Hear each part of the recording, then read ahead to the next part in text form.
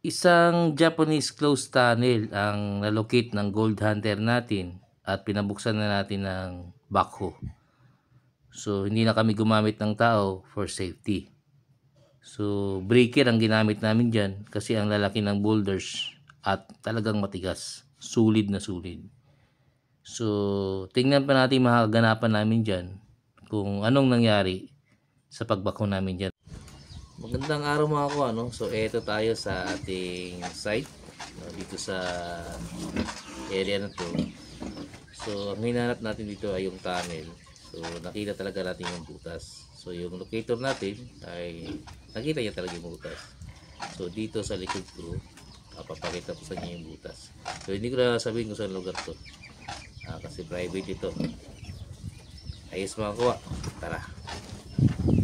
So ayun nga mga kuha, no? Ayun yung butas, oh. Butas ng tunnel nakita rin namin. So nag-locate ako dito. So yung butas ng tunnel ang hinanap namin. So nakita namin yung mga kuha, oh, yung butas ng tunnel. So pababa niyan. So ang sukat ko niyan mga 30 feet bago mag-ground, no, sa ilalim. So bundok 'to mga kuha. So sa taas niyan mayroong tatlong sampalok naka-triangle, tapos may lumalabas na mga sayaw. So ibig sabihin yan, butas yan papunta doon mga kuha. So lapitan natin mga kuha. So ito na yung butas mga kuha, ano nakita natin, no? Budlok kasi ito, no? Pero nasa baba yung butas pa. Ayan. So kung isipin nyo mga kuha, isang bundok yan, napakataas, no? So binako yan kasi hinanap nila yung butas noon. So ang problema hindi na nahanap. So yung locator nila ay di talaga nahanap yung butas. So nung tayo na mga kuha ay itong tinuro natin, yung inikutan ng locator natin yung butas na to. So nilocate natin to, sabi ko kaya nyo dito, binako. So ayun yung butas, nakita talaga, no? So yan mga almost 30 feet yan pababa. Sinukat natin yan ng locator pero approximately lang yun, pero kitang kita talaga yung butas, ay yung butas, oh, no? So tinakpan yung butas ng malaking bato, no? So may tatlong malaking bato yun dito magkakasunod. So ayun yung butas. So malaking labak ko hanggang dun, binako, clearing. Problema, tinabunan nito ng mga boulders sa baba, no? So dito sa gilid, nandito nakita yung uniforme ng Hapon dito banda. So nung nakita yun, nagtaka sila kung bakit may uniforme dyan, kasi may butas din dyan, eh. Pero walang tunnel. Isang butas lang dyan na parang tunnel, pero wala na siyang kasunod. So parang taguan yun. So yun pala, may butas dito mga kuha. Ito yung butas, so ito yung tunnel papunta dun sa loob, no? So entrance yan, nakita talaga. So binako yan mga kuha, no? So malaki na bako, no? So swerte kasi nakita ang entrance. Sana may makuha kami dyan sa ilalim bago magtuloy-tuloy dun sa tunnel niya talaga. So hinihintay ko mga kasama ko ngayon kasi titingnan, i-breaker pa yan, no? I-breaker yan para makapasok kami ng ayos. So yun mga kuha, ngayong araw napatunayan natin na nakakalocate ng butas yung locator natin. So gabi ko yan ginawa mga kuha, no? Gabi. So yun mga kuha, gabi ko yun ginawa, no? Dito kasi farm kasi ito, eh. Ito, farm yan. So gabi ko yung ginawa ang paglocate dyan. So nagandaan nila kung saan yung butas. So ayun na nga, may butas nga yung nalocate natin, no? So naglocate din tayo ng item dyan. So papunta pa doon sa loob, pero may nalocate din akong item dyan, pero parang maliit lang, no? Sa entrada may makakuha talaga. So sinarayan makakuha, no? Sa mga sa bundok, no? Kapag naglilibing yung mga Hapon, sa pinakamababa sa ground ng bundok, andun yung tunnel nila.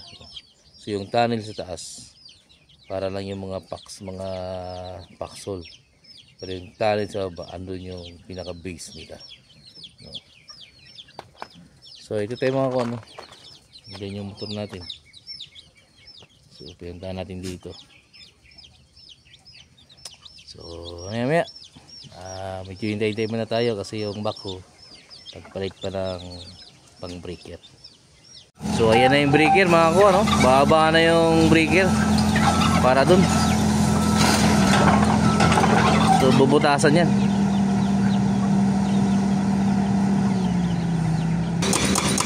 So ayan na mga kuha, no? Inuumpisahan niya ng i-breaker yung mga bato para malaman namin kung gaano kalalim yung butas na yun. Ayan, baliwala yan, yung mga bato na yan, baliwala yan. Sulit yan, pero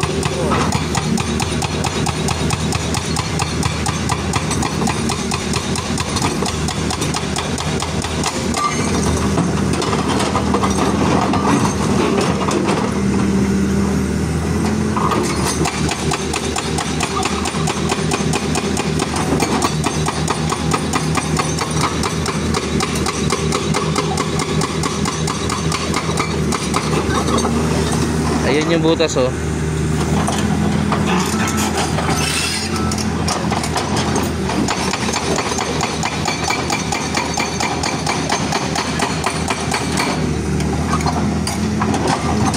So noon mga kuano, ginamitan nila yan ng scanner, locator, o mga gamit pang treasure na mga high-tech talaga. At yan ay talagang tag 2.8 million yung bili ng mga gadget nila. So tayo, isang gold hunter lang na ginamit natin, na sinasabi pa nilang yun ay mumurahin lang, no? So siya pa yung nakalugit ng butas niya. So sabi nila may tunnel daw dun sa unahan, no? Na-scan daw nila may tunnel daw, pero nung hinukay wala. So minsan sa kaganda-ganda ng gamit niyo, halos ay inaasa nyo na yung paglukit niyo sa ganda ng gamit niyo, pero ang hindi nyo napansin ay nahuhulog na kayo dun sa paggamit ng magandang gamit niyo. Hindi nyo na pinapansin yung pag-reading. So yan mga kuha, ni-reading ko yan, nilocate ko yan, pinag-aralan ko yan, kinausap ko yung mga tao dyan at yung nagbako. So ang kinalabasan, nahanap namin yung butas ng tunnel. So hindi tayo umaasa lamang sa gadget, kundi umaasa rin tayo sa ating kakayahan. Ang gadget ay nagtuturo, pero kailangan pa rin natin na umasa at magtiwala sa ating kakayahan. Kasi kung wala tayo nun, no, kung magpa-spice pa lang tayo, treasure hunter tayo, tapos papais pa tayo, ay isang kalukuhan yun, no? So kapag treasure hunter ka, kumakain ka ng alikabok talaga. So tayo, binabaan natin yan, kinain natin lahat ng alikabok dyan, at nilukit natin yan ng maayos. Umaga, gabi, kahit anong oras, basta kumandar na yung pagiging hunter mo, wala ka nang pipiliing oras. So kaya natin nahanap yan, no? Tiyaga, utak, gadget, lahat na pinaghalo-halo natin para makita yung butas niya. So panurin na natin makuha yung mga ganap namin dyan. Ayos!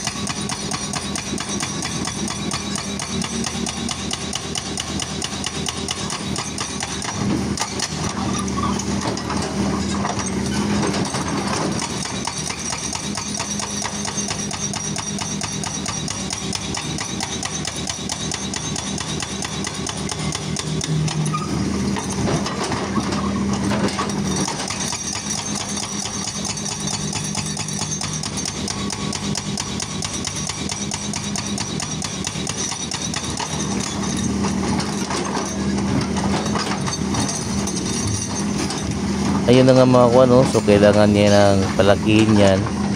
So kailangan niya ng i-breaker dyan kasi mamaya pag nalinisan niya, bababa na siya dyan para ma-breaker niya yun ng maayos yung butas. Sige, kailangan namin niyang buksan kasi para hindi na namin mabangga yung bato na hinulog nila dyan. Kailangan matanggal namin yun para pagpasok namin smooth na. So kailangan talaga palakihan yan para makaikot siya. Sa mga oras na yan ay malapit na kami mananghalian. So maya maya mananghalian na kami, tapos balik na naman kami sa pag-breaker.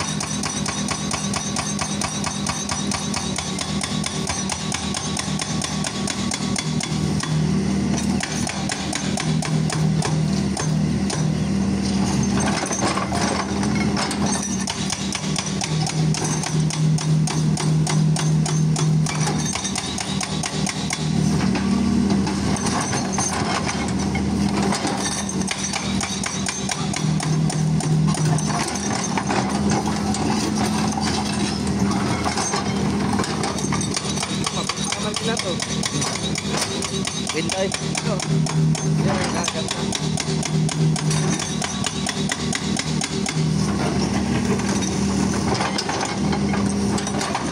Sus, kung tao-tao yan. Ay, wala. Siguro, isang tao na yan. Linga ba? Mga 5 feet. Ayan ako. Wala pa is. Isang kapis.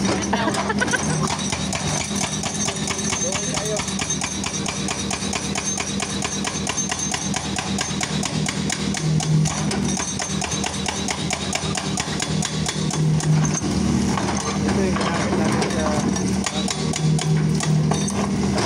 sa harapan ko tayo.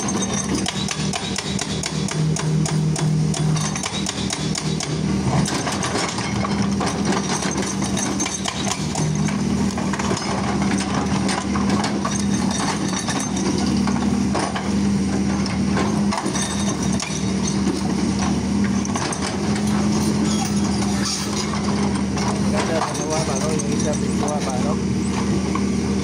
Pagpalit kasi ng breaker, mahirap yan. Oo.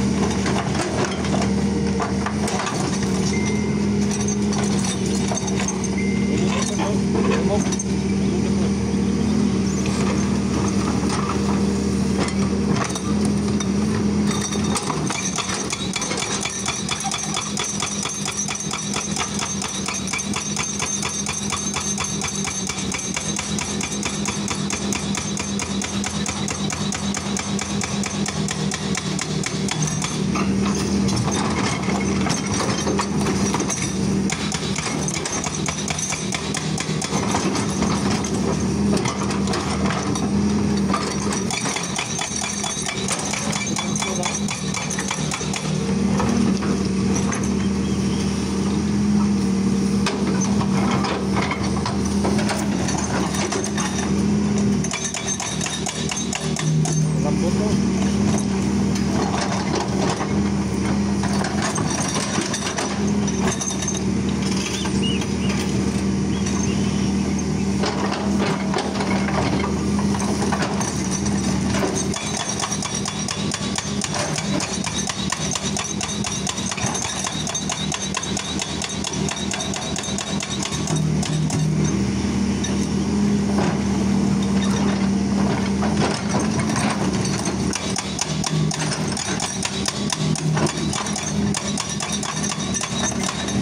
Martilyo yung malaki. Ito yung malaki ito eh. Pako na malaki.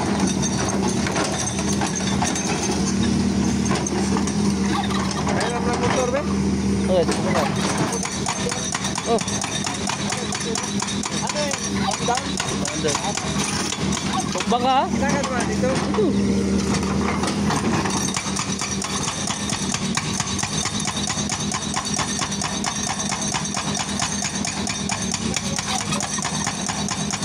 Kaya ka ganyan.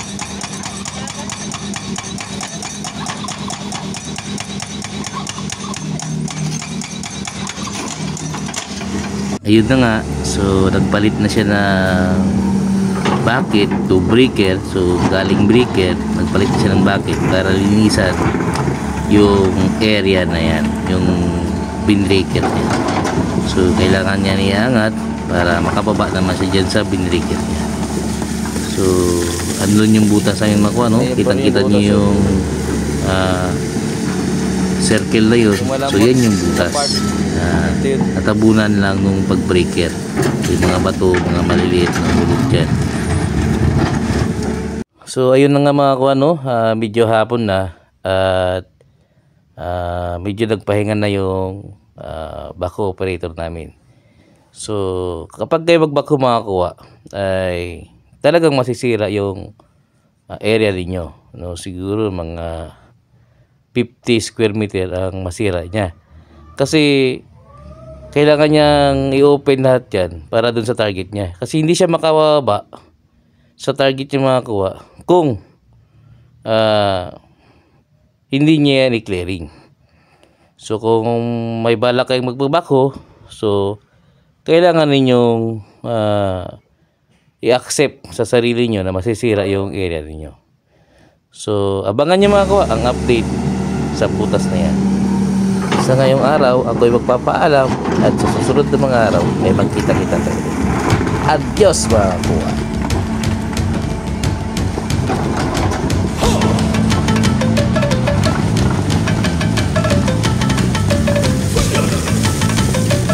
Ayun pa rin yung butas ito. Yung malambot na part.